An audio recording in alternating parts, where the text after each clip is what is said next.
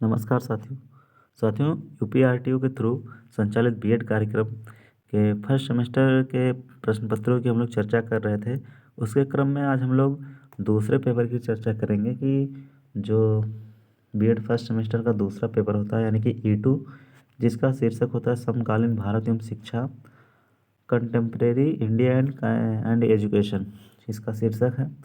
और जो विगत दिसंबर 2021 में परीक्षा हुई थी सेमेस्टर की, उसमें किस तरह से प्रश्न पूछे गए थे, इसमें हम लोग चर्चा करेंगे। इसके पहले वीडियो में हम लोग E1 की चर्चा कर चुकी हैं। यहाँ पर देख सकते हैं साथियों, सेम पैटर्न होगा। इनमें भी खंड का से 3 और खंड खा से 5 प्रश्न चुनने होंगे।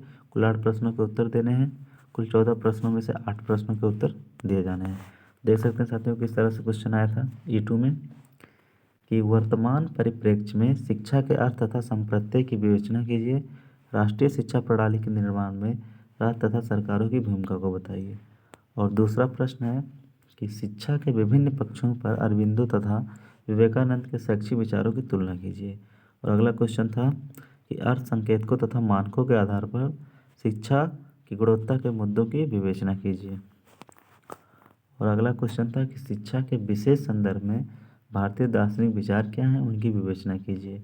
और 5वां क्वेश्चन दिया था कि शिक्षा के अर्थ, उद्देश्य, पाठ्यक्रम तथा विधि के संदर्भ में प्रकृतवाद तथा आदर्शवाद की तुलना कीजिए। साथियों खंड का में कुल 5 प्रश्न हैं और इन 5 में से केवल आपको 3 प्रश्न का उत्तर देना है।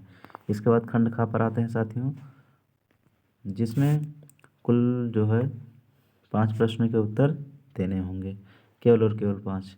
इसमें प्रश्नों की चर्चा करते हैं तो पहला प्रश्न दिया है कि शिक्षा के अधिकार के संदर्भ में संवैधानिक प्रावधान को बताइए।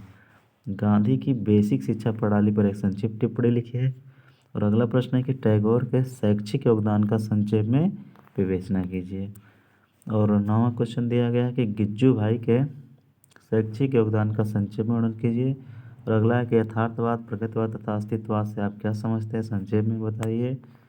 और अगला प्रश्न है कि प्राथमिक तथा माध्यमिक शिक्षा का सार्वभौमिकरण क्यों जरूरी है, संक्षेप में विवेचना कीजिए। और अगला प्रश्न है कि भारत में जिम्मेदार नागरिकों के विकास के लिए शिक्षा पर संक्षिप्त टिप्पणी लिखिए।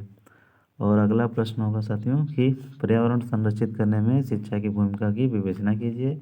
और शिक्षा में उदारीकरण, निजीकरण तथा वैश्वीकरण के बीच विभेद कीजिए। तो साथियों जैसा कि आप लोग जानते हैं कि खंड खा में केवल और केवल 5 प्रश्न करने हैं। और जो सबसे महत्वपूर्ण जानकारी है कि इसका जो उत्तर लिखा जाएगा 50 से 100 शब्दों के बीच में लिखा जाएगा, तो बहुत ज़्यादा लिखने की आवश्यकता नहीं है। और खंड का के जो प्रश्न होंगे, नॉर्मली अगर देखा जाए तो इसको 2 पेज में लिखा जाएगा और खंड का के जो प्रश्न होंगे उसको 4 पेज में हम लोग लिखकर अच्छे नंबर प्राप्त कर सकते हैं। तो साथियों वीडियो कैसा लगा, पसंद आया तो लाइक कीजिए और चैनल पर नए तो सब्सक्राइब करना बिल्कुल ना भूलें। आगे की श्रृंखला में हम लोग E3 की चर्चा करेंगे। धन्यवाद।